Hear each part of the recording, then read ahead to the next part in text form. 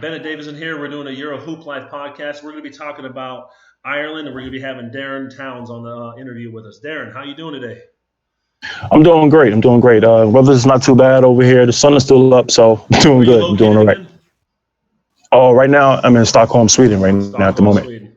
Yeah, but during this COVID, I know where to find everybody. Everyone's going to be in front of the computers or locked up somewhere. So let's get right into the interview. We want to talk about Ireland. Let's get what was the situation when you went over to Ireland? What was the city like? What was the team name? Go in some of those details.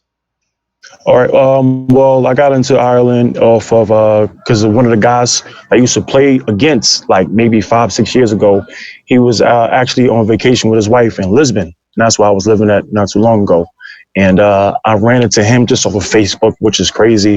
And then he was in town. So then he was just telling me that he's playing for this team called Tempoleogue, college basketball leagues. And he was talking about like he's looking for players, and he was just saying like, hey, I think you should be good. You know, it's about time that we play together on a team instead of the Irish national select team or whatnot.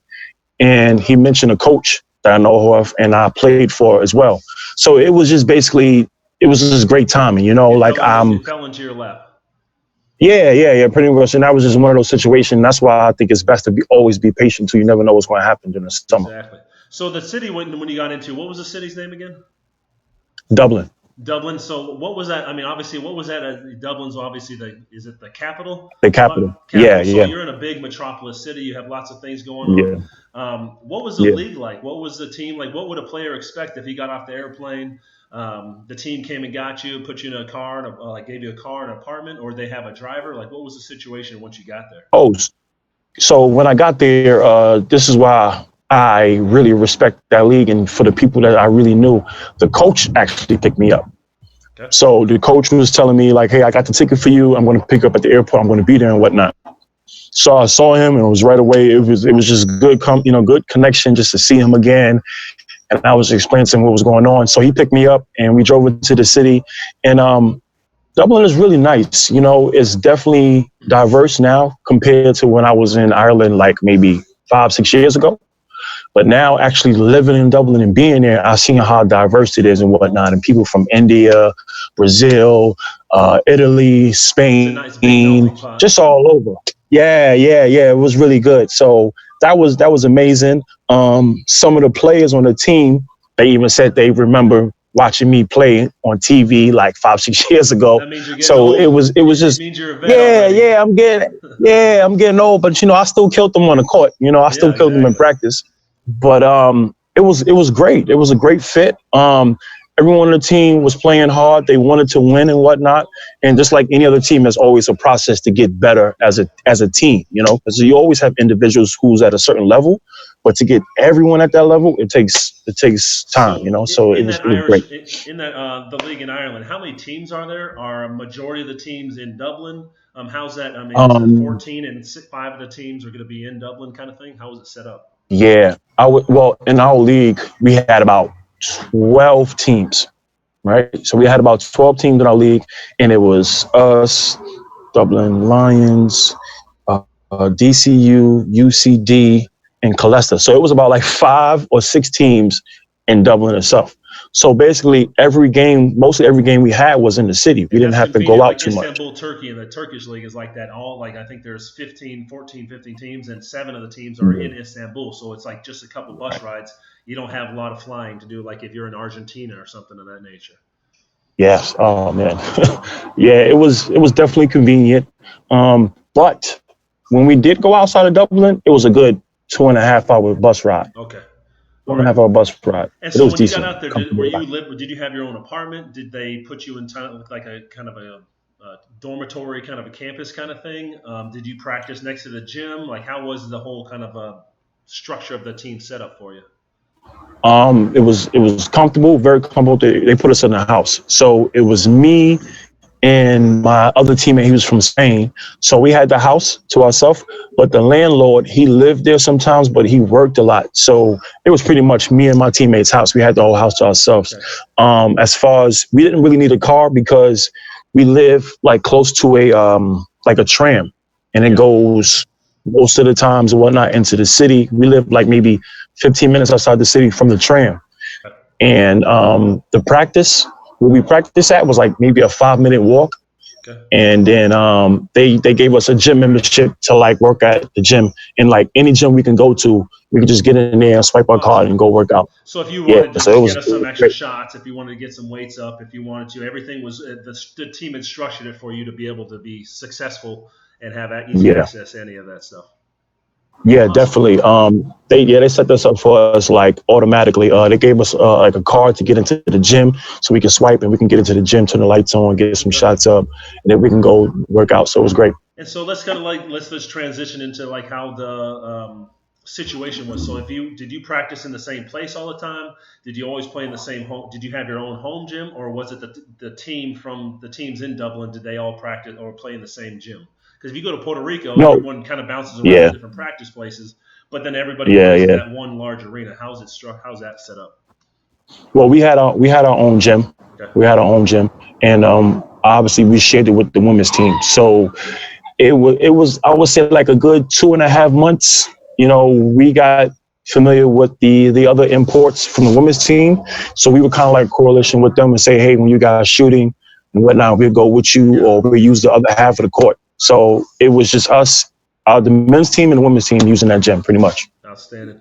Yeah, Well, so yeah, it what was would be cool. the overall like if you sit there and talk about different European countries, and you have maybe Italy, Yeah. you have Spain, France, Turkey, Russia, Israel, though, and Greece, you Hmm. probably have those are going to be the major countries. How did you feel Ireland was for yourself and your career as a was it a stepping stone? Was it some place that you would have stayed for 3 to 4 years and played if you would have signed a contract, or did you feel like it Hmm. was a place where you needed to use this as an opportunity to progress and go to transition your career?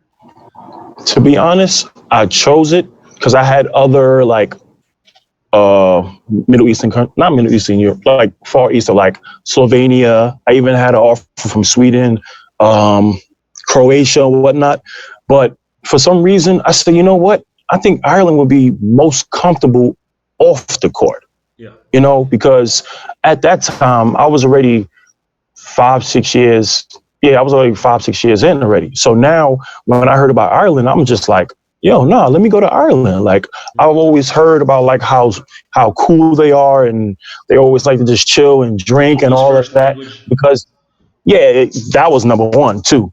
So I was just like, okay, like let me go here. I think the basketball will take care of itself. Yeah. If you put the work in, you got people who want to put the work in and can take care of itself. But it's also, I was thinking about how is it going to be when I'm not working out, when I'm not training, when I'm not at practice, or if I can't hang out with any of my teammates who's probably has a girlfriend who's married or just school. Yeah. So I was thinking like my social life, so that was the main reason. And it was a great choice, like the Irish people, they're very friendly, very social over there. It's easy to make friends. You kind of feel at home. So Now, you would when you recommend it have as that, for an American player coming over. You like Ireland as a of place course, for. like you will get comfortable, not just worried about, okay, basketball, sleep, go to sleep, practice basketball, and then say, when people talk to you, oh, how's it? Oh, it's all right. I don't really do anything because people don't really speak English, or you don't want to venture out and go anywhere. So I think you should definitely go to Ireland. Why Okay. not? So let's get a transition to the last section. Finances. Obviously, you're going over there as professional athletes. We get a contract Monday. We sign it Tuesday. We Mm-hmm. pack up and leave Friday or Saturday, and we leave for 10 months. Yep. Obviously, we are traveling basketball traveling salesmen, and our Yeah. ability to put a ball in a hole is how we get paid. Obviously, Mm-hmm. once you go over there, you hear some of the horror stories. And for myself, I'm owed about 120,000 over 5 different teams. How do you feel that the team that you played for um, financially treated you? Was the payments on time and things of that nature? Definitely. The payments were on time. I didn't really have to worry about anything. Um, if if there was something else that I needed, or if I needed a little bit of extra money before I got paid, I could always talk to the club manager. I spoke to him all the time. I see him because he was working inside the gym as well. So me playing in Ireland again, it was still the finances. It was still I was still paid on time. Like it was no worries. I didn't have to worry about anything. I didn't have to worry about places to go eat food or anything. Like it was on time. It was not a problem. Last little few words. I mean, before we wrap this up, is what would be the last tidbits of information that you maybe you have crazy story or something of that nature, or just little tidbits of information that we didn't discuss? I would say take a risk. You need to really, if you're going to choose a team, really look in and study and see what you know about that country, or let alone that city, or just how the people are and whatnot.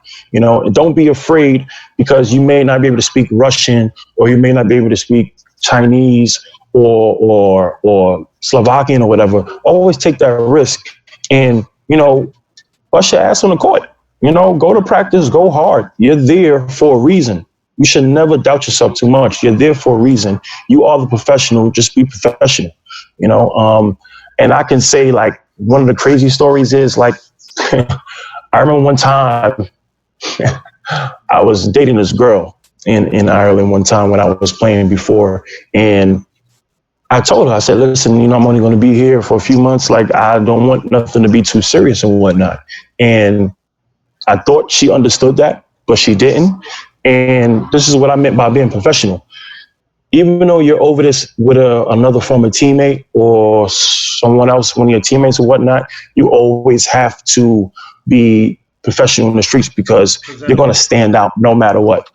You're always going to stand out, and you should never try to fight or do anything that's going to disrespect your family or make you put your family to shame or put the club to shame, because that's going to follow you.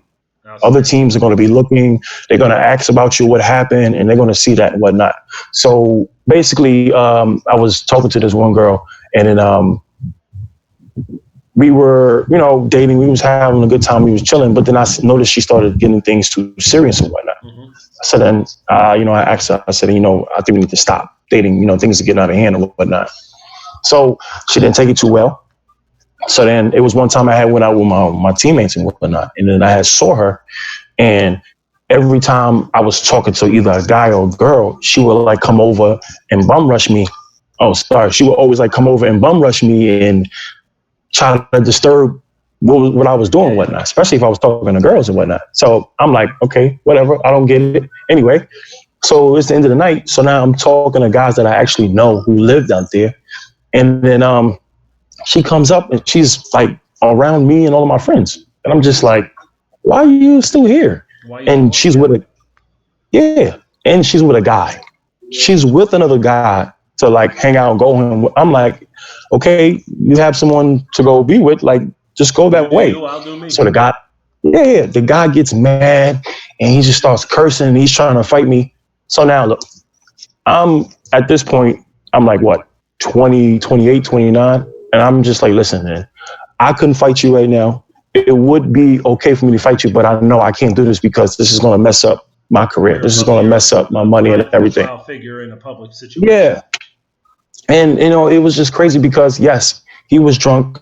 I could have easily fought him. I could have beat him up, whatever. I could have been feeling nice that day, but I'm pretty sure they would have complained. They would have described me to the police or anything like that, and it would have came back on me. And the guy was really, really testing me, man. I mean, he kept pushing me and everything. Don't do situations in all situations. Yeah, man. So it's just, you got to also, you can have your fun, but also be professional and think about your decisions, what you're doing, because you never know, man. You never know what can happen just because some guy's jealous of you because all the girls want to talk to you, or, you're the basketball player. So, you just got to be. Before the year, 2 years before I got to Turkey, a player was actually talking to one of the club owners or one of the bouncers. Guys, the bouncer, one of the friends of the bouncer goes in, gets a gun, and one of the basketball players was shot in his butt cheek. And the announcer for the Sacramento Kings I was actually telling the story. He's like, I know exactly what happened because I was the guy who took the guy who got shot in his butt to the hospital while he was getting healed. So, like you said, present yourself as a professional in all professional situations, especially now that everyone has cell phones. But Darren, to wrap that up, how would people get in contact with you if people had questions for you about specifically Ireland? What's the best way to get in contact with you? I guess you can hit me on my Instagram.